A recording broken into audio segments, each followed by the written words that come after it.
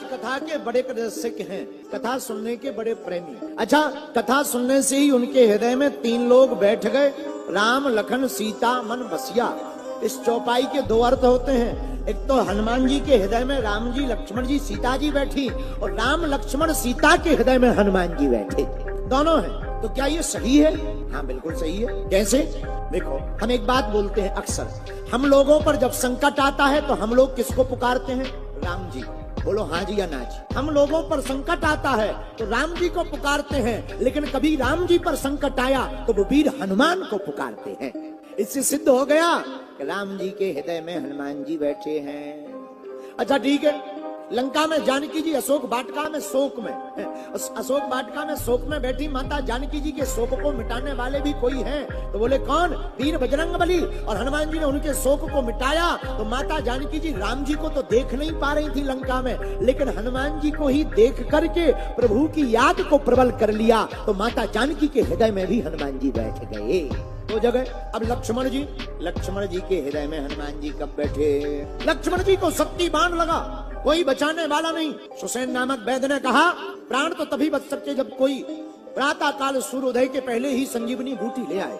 हनुमान जी ने राम जी के चरणों को पकड़कर कहा, प्रभु आपका ये बंदर ही काफी है।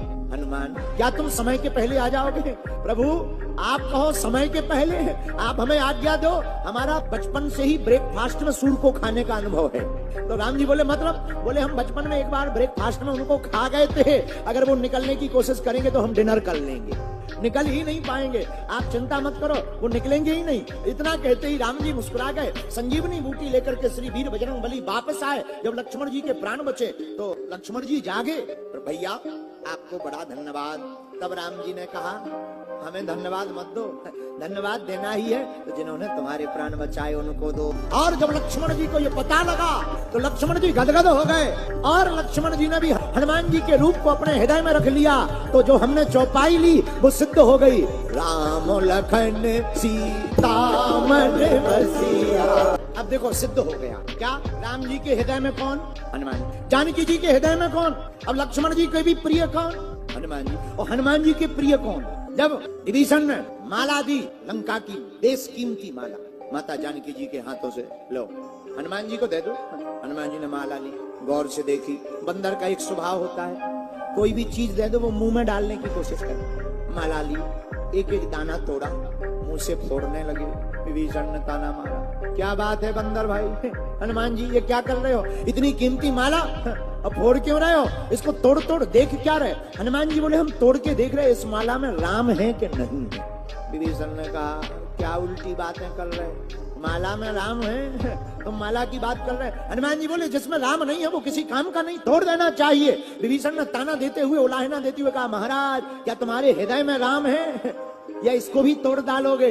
हनुमान जी बोले ऐसी बात कुछ भी नहीं है। फाड़ करके सीना दिखा दिया, देख मेरे हृदय में भी श्री सीता राम।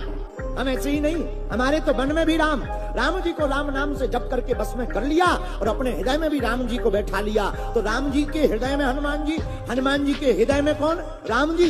इससे ये चौपाई सिद्ध हो गई। राम लखन सीता मन बसिया। हनुमान जी महाराज सबके प्रिय। एक बात बताओ, तुम्हें भोजन ना दिया जाए कितने दिन तक जिंदा रह लोगे? 5 दिन। अच्छा पानी ना दिया जाए 1 दिन। तो हवा ना दी जाए तो कितने दिन तक रह सकते? 1 मिनट भी नहीं रह सकते। बोलो हाँ जी या ना जी। हवा के बिना 1 मिनट नहीं रह सकते। हवा के बिना अच्छों की हवा खिसक जाती है। हवा नहीं है तो फिर आदमी कहते थे राम नाम सत्य है। तो हवा कौन है? हवा का एक नाम पवन है, और हनुमान जी का एक नाम पवन पुत्र। हनुमान जी अगर हमारे तुम्हारे हृदय में नहीं है तो किसी का कोई काम नहीं।